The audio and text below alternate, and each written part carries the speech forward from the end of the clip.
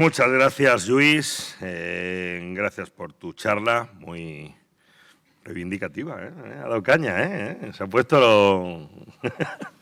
Terminamos con otro Luis, ojo, porque vamos a terminar con neurociencia y vamos a terminar con Luis Martínez Otero, que también es investigador del CSIC. Es uno de los neurocientíficos que están casi obsesionados por entender cómo nuestro cerebro percibe el mundo que nos rodea, cómo nuestro cerebro no solo capta el mundo, sino cómo lo entiende. Y su charla pues, va a hablar de ese futuro, de cómo va a ser el futuro de la ciencia cognitiva, de los problemas que tenemos en el presente y de los problemas que vamos a enfrentar en unos años. Un fuerte aplauso para Luis Martínez Otero. Gracias. Muchas gracias y buenas tardes a todos.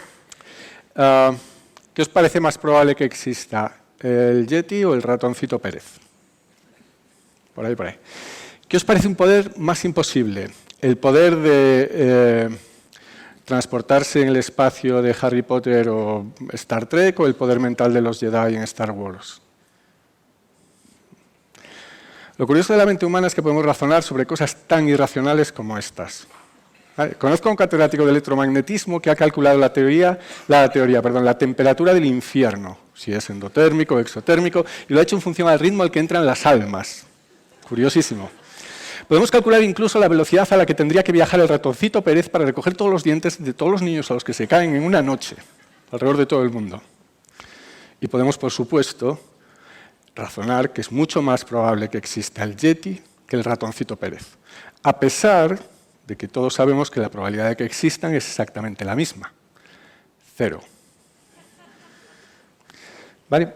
Este tipo de problemas son muy curiosos, porque encima, que algo sea posible o imposible, que algo sea real o irreal, pertenecen a categorías dicotómicas. Es decir, si yo hago esa pregunta, la respuesta debería ser posible o imposible, no grados de posibilidad. ¿Vale? No pertenecen a categorías como alto o bajo. Si yo digo que Pau Gasol es más alto que Aberrón, estoy describiendo un hecho real del mundo. Pero si yo digo que el Yeti es más posible que exista que el ratoncito Pérez, entonces estoy refiriéndome a un hecho que no pertenece a nuestro mundo mesurable. ¿Vale? ¿Por qué podemos hacer entonces estas distinciones? ¿Y qué nos dice esto sobre los mecanismos, los procesos cognitivos que desarrollamos? Cuando me invitaron a esta charla, pensé que lo mejor que podía hacer era hablar sobre esto precisamente, sobre los problemas que tenemos para poder comprender cognitivamente el mundo, y cognitivamente me refiero a mi capacidad de entender el mundo y relacionarme con él de manera significativa. Y por mundo quiero entender el mundo que me rodea, pero también el mundo interior en el que viven y se relacionan esos procesos cognitivos de los que estoy hablando. ¿Vale? Todos os acordáis de esta imagen, seguramente, si alguien no se acuerda, no sé dónde estaba en 2015, pero se hizo viral porque esta imagen, que es única, proporciona datos objetivos, que los científicos tendemos a pensar en la realidad, en el concepto de realidad como estar basado en datos. Si estos son datos objetivos, la realidad debería ser única.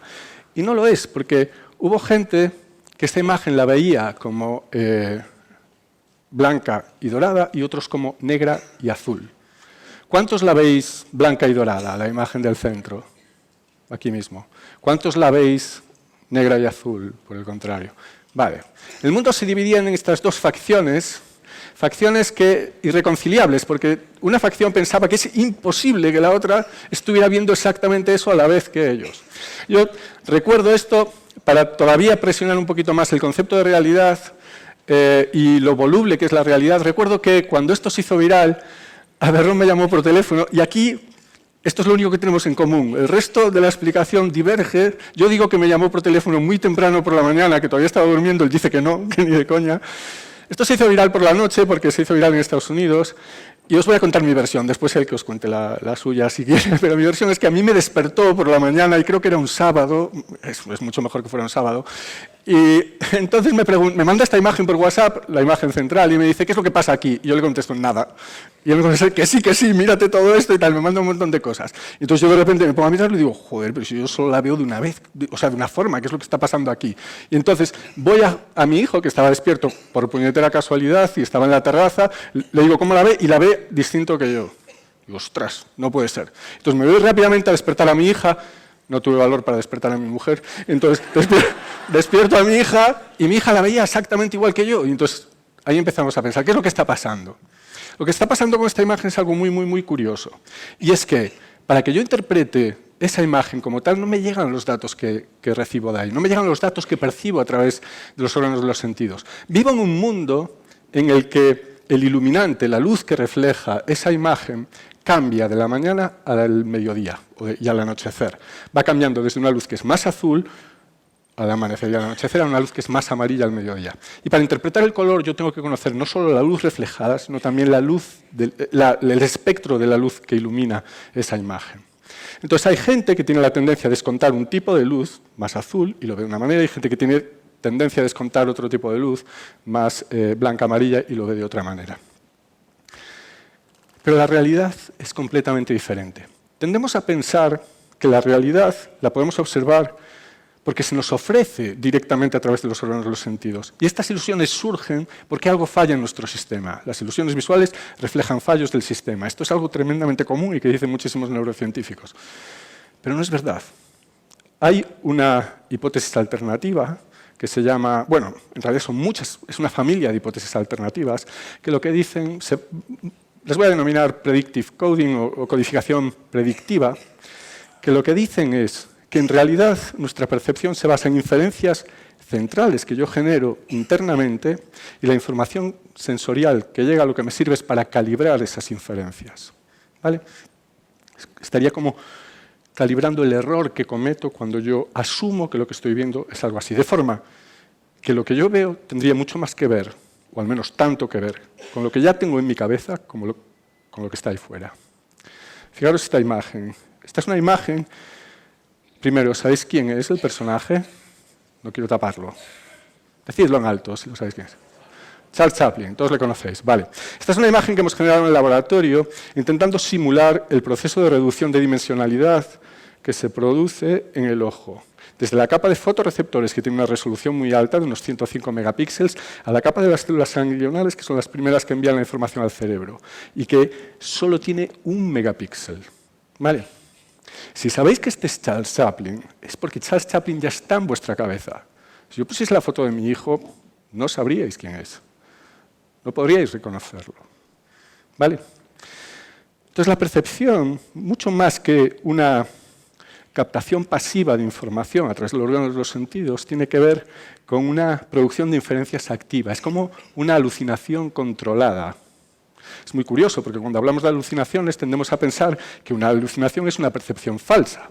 Y contraponemos además la alucinación a la percepción verdadera, que es la que me transmite la realidad del mundo exterior. O sea, estaríamos en una dicotomía del estilo de posible-imposible que mencionábamos antes. Perdón. Sin embargo, el paradigma de predictive coding lo que me dice es que hay un continuo entre alucinación y percepción normal. Sería algo más parecido a lo de alto a bajo, que comentamos antes. Y en este continuo vivimos todo el tiempo.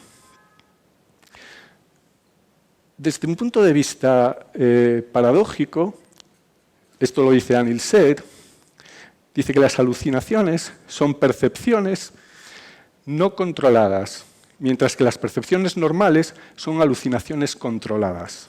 Es decir, las alucinaciones son percepciones en las que la información sensorial de entrada no es capaz de encontrar cuál es la causa en el mundo que las ha producido.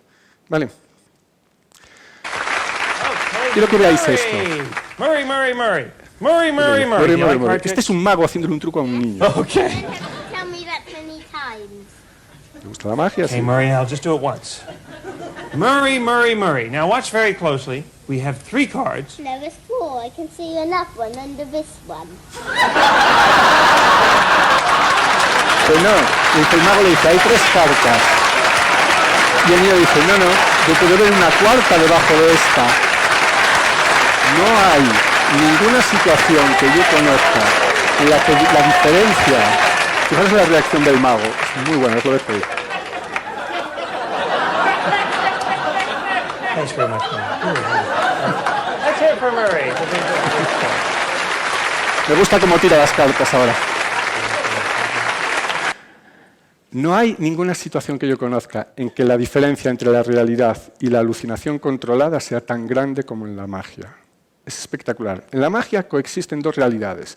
Los magos, esto es nomenclatura acuñada por Arturo de Ascanio, uno de los grandes teóricos magos de todos los tiempos, que era español, hablaba de dos realidades, dos vidas, la vida interna y la vida externa dentro de un juego de magia. La vida interna, la vida externa, empecemos por ahí, sería lo que experimentamos todos, la audiencia que ve el juego. La vida interna implicaría también a todas las maniobras que el mago hace para engañarnos.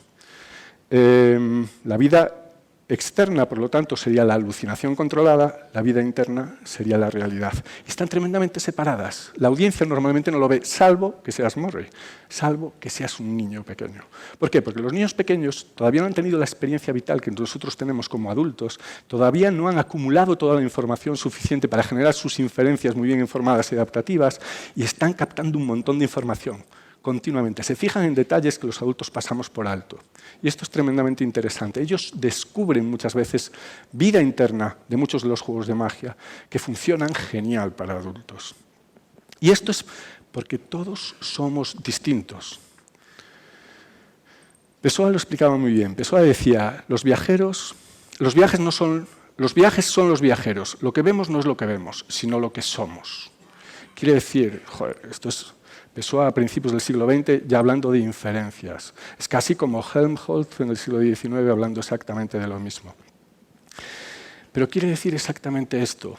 Nosotros construimos nuestras inferencias en base a información que viene a tres niveles. Información evolutiva, que traemos con el devenir de nuestra especie, con toda la experiencia de las especies que nos precedieron para poder interactuar y sobrevivir en el mundo. Información cultural, que es información que compartimos con miembros de nuestro propio grupo social, que nos hemos educado de una manera parecida. Todas estas las compartimos con un grupo considerable de gente, pero tenemos información que es personal, propia de nuestras experiencias, y es intransferible. Por eso, cada uno, observando una misma escena, puede ver cosas que son ligeramente distintas. Esta diferencia, además, cambia a lo largo del tiempo. Es muy curioso. Este es uno de los experimentos que a mí más me gusta por su sencillez. En este experimento cogieron a 3 colectivos de gente y les hicieron dibujar exactamente el mismo concepto, la misma cosa, que es una neurona. Los 3 colectivos de gente son estudiantes de grado de biomedicina, que han tenido cierta experiencia con la neurociencia, pero bueno, no mucho, probablemente una asignatura en un cuatrimestre, tampoco es para tirar cohetes. Estudiantes de doctorado y postdoctorado en neurociencia que ya tienen años de trayectoria, y después personas como yo, que llevan por lo menos un par de décadas trabajando en este tema. Están agrupados en filas. ¿Qué fila creéis que construyó cada uno de esos colectivos? ¿Quién pintó la de arriba, por ejemplo? ¿Decidme algo? Venga, animaros. ¿Quién cree que la de arriba la pintaron la gente como yo, los catedráticos así más? Que levante la mano. Menos. Por el contrario, ¿quién cree que fueron los estudiantes de grado? Mayoría. ¿Los otros, qué creéis? ¿Que fueron los de posgrado o simplemente Vale. Fueron los estudiantes de grado. Y es muy curioso porque, fijaros, todas las imágenes de la neurona son tremendamente parecidas entre sí. De hecho, se parecen muchísimo a la imagen de un libro de texto de una neurona. Estos tipos no saben lo que es una neurona, no saben lo que es importante en una neurona y lo que no, por eso lo pintan todo. Tanto no lo saben que le ponen nombres y etiquetas a las cosas, por si acaso no está claro. A medida que coges experiencia sobre eso, te vas deshaciendo de la información que es superflua, aquello que no es necesario, aquello que no es útil para tu representación interna. Y los dibujos se van individualizando. Esto se empieza a notar ya en la segunda de las filas, pero esto llega al paroxismo en la tercera. En la tercera veis gente como este neurocientífico computacional para el que una neurona es un punto de procesamiento central con una entrada y una salida, punto pelota, y nunca mejor dicho. Pero tenéis al anatómico que dibuja esto. Es muy relevante la forma, porque la forma tiene mucha información para él. Pero lo más importante es eso, es que cada uno de nosotros es distinto, cada uno hace inferencias diferentes. ¿Qué es lo malo de todo esto? Que los experimentos que hacemos en neurociencia cognitiva tienden a eliminar la variabilidad, tienden a promediar, los pensamos para sujetos estándar. Y la variabilidad es tremendamente relevante. Pensad en un enjambre de abejas. El enjambre de abejas tiene un problema que resolver muy relevante, mucho más relevante de lo que os imagináis, y es el del control de la temperatura interna. La temperatura interna tiene que mantenerse a 22 grados centígrados, en unos márgenes de variabilidad muy estrechos, porque si no las larvas mueren. Pensad que el problema es grande porque hay variaciones de temperatura, no solo a lo largo del día, que son muy grandes, sino a lo largo de todo un año. Variaciones de temperatura que pueden ir exterior, quiero decir, que pueden oscilar entre más o menos 20 grados alrededor de ese valor interno. ¿Cómo lo hacen entonces? Bueno, hace poco se descubrió que las abejas tenían un gen que determinaba su sensibilidad a la temperatura. Fantástico, porque pongo a las obreras y lo que hago es sintonizar el gen a través de la evolución para que marque exactamente esos 22 grados. Entonces, cuando la temperatura se aleje de 22 grados arriba o abajo, cambian su ritmo de aleteo. Si sube la temperatura, aletean más, si baja la temperatura, aletean menos, y ahí nos quedamos. Fantástico. Todo explicado. ¿Qué pasaba? Que cuando consiguieron una generación de abejas, una población que era homocigótica para ese gen, tuneado perfectamente, sintonizado perfectamente a 22 grados, las larvas morían. ¿Por qué morían? Porque actuaban una población sin variabilidad, pero bien fija a la temperatura diana. Morían porque al no haber variabilidad, en el momento en que subía la temperatura, todas empezaban a aletear a la vez y la temperatura bajaba de repente muchísimo. En el momento en que bajaba la temperatura, todas dejaban de aletear a la vez y la temperatura subía muchísimo. Habían incrementado, se habían convertido en un amplificador, habían incrementado las variaciones dentro del panal, y esto no es óptimo. Las poblaciones normales descubrieron que tienen una curva de variabilidad que es más o menos gaussiana, con una anchura determinada, y eso las capacita para mantener la temperatura estable sin ruido a 22 grados. ¿Por qué? Porque pequeñitas variaciones hacen que muy pocas de las abejas cambien su aleteo, y entonces recuperan de una manera muy precisa. Si ya cambia mucho, se reclutan más abejas y ya está. Pero los cambios transitorios son muy suaves. ¿Vale? En poblaciones humanas pasa exactamente lo mismo. Esto me trae el siguiente problema. El problema de la variabilidad que no contemplamos en nuestros experimentos, casi ninguno. El siguiente problema es el problema del contexto. Si os pregunto qué es lo que estáis viendo ahí, ¿qué me diríais que veis? ¿Qué veis? Una B, un 13. Esto es fantástico. Igual que en la mecánica de partículas, la realidad de una partícula no está definida hasta que no la medimos, en nuestro procesamiento cognitivo del mundo, el contexto es determinante. Nosotros no tomamos una decisión en ausencia de contexto. En ausencia de contexto, todas las decisiones son posibles. Solo colapsamos a una decisión cuando me dan el contexto adecuado. ¿Qué es? Un 13. O sea que los que decíais una B no tenéis razón. ¿O sí? Puede ser cualquiera de las dos cosas. Si una imagen vale más que 1000 palabras, entonces el contexto vale más de 1.000.000. El contexto no es permisivo en el sentido de que me permita tomar una decisión. El contexto forma parte de la decisión, es constitutivo de la decisión. Imaginaos que vais a una fiesta y nos ponen un código de vestimenta. Vuestro anfitrión cree de verdad que vais a venir todos desnudos al no poneros ningún código de vestimenta. Cada uno viste como le sale de las narices, viste de acuerdo a su gusto. Bien, pues cuando nosotros hacemos los experimentos, y esta es la maldición del reduccionismo, el reduccionismo tiene muchas cosas buenas, pero esta es la maldición del reduccionismo, tendemos a eliminar todo el contexto posible de los diseños experimentales, sin darnos cuenta de que cuando no lo ponemos, igual que cuando no decimos que haya un código de vestimenta, el contexto lo pone cada persona de su propio catálogo de inferencias. Y esto es un problema tremendo. Por eso hay una variabilidad tan grande, sobre todo en experimentos cognitivos. Por eso hay una crisis de replicabilidad tan grande. Y esto no solo en experimentos de cognitivo, pero también es cierto.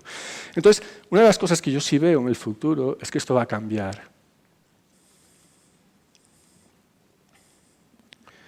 El contexto es tan relevante como esto. Esta es una historia, 6 minutos, perfecto. Voy más lento que el copón. Fantástico. Esta es una historia muy interesante.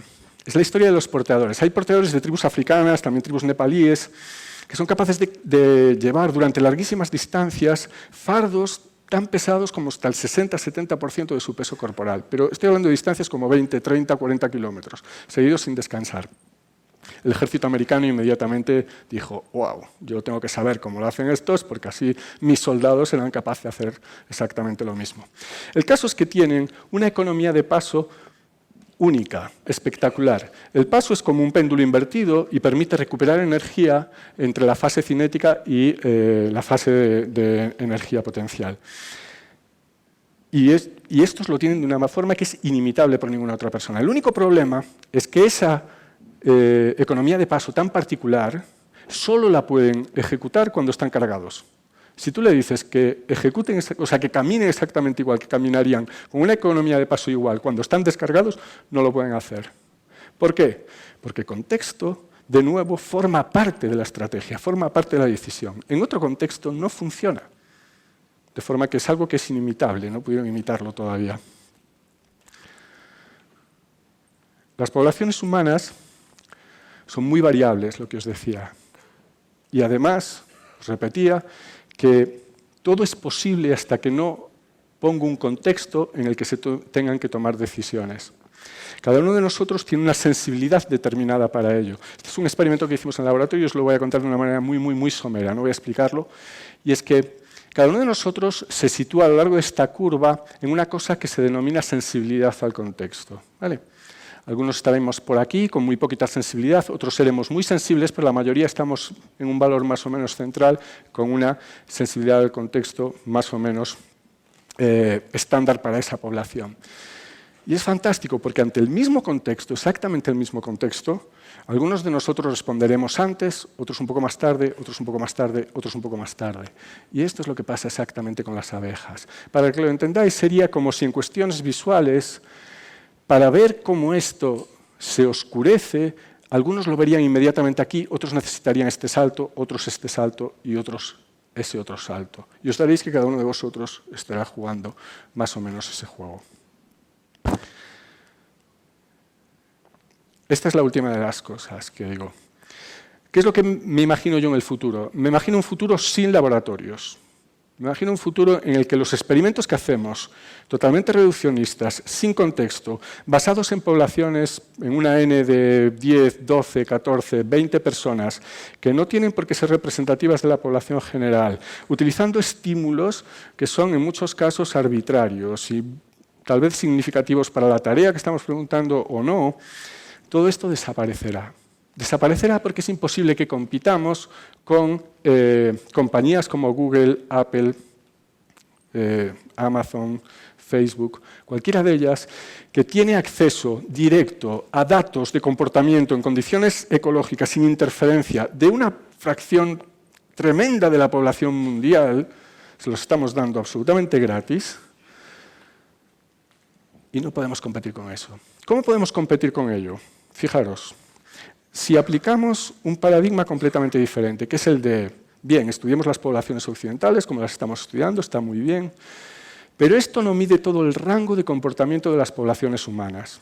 Si queremos estudiar lenguaje, es fundamental que estudiemos los lenguajes de poblaciones poco contactadas, porque solo comprendiendo cuál es el rango de potencialidad de lenguaje que tienen todos los humanos, lograremos entender cuál es la cognición, la capacidad cognitiva que hay detrás de la producción del lenguaje.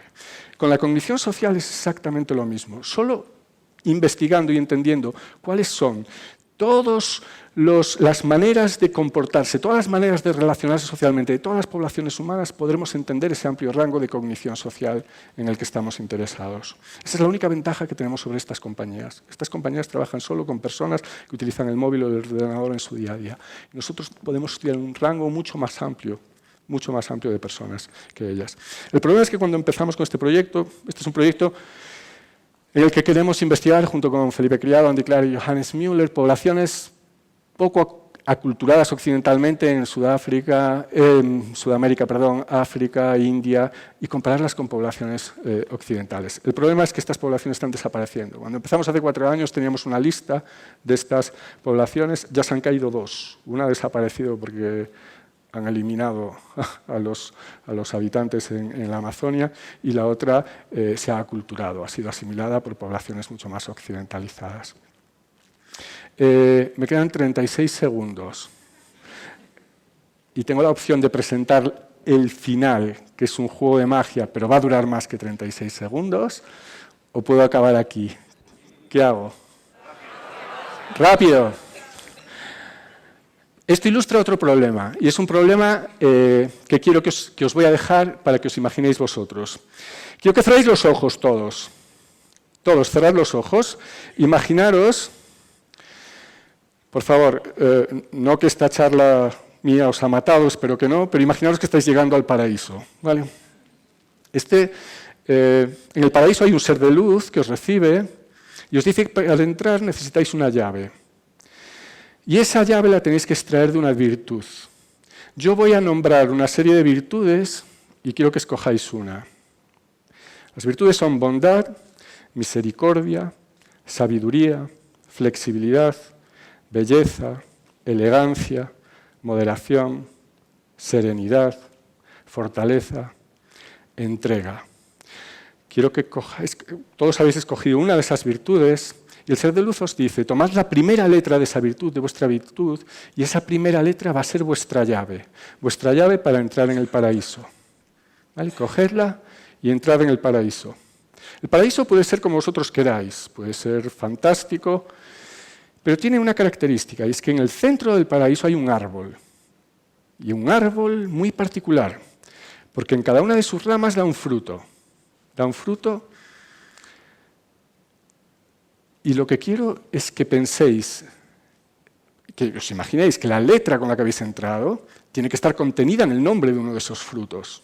Yo voy a nombrar ahora los frutos y quiero que escojáis el fruto que contiene vuestra letra, ¿vale? Los frutos son naranja, kiwi, frambuesa, coco, granada, piña, uva, papaya, plátano. Tenéis todos identificado el fruto que corresponde con vuestra letra, ¿verdad?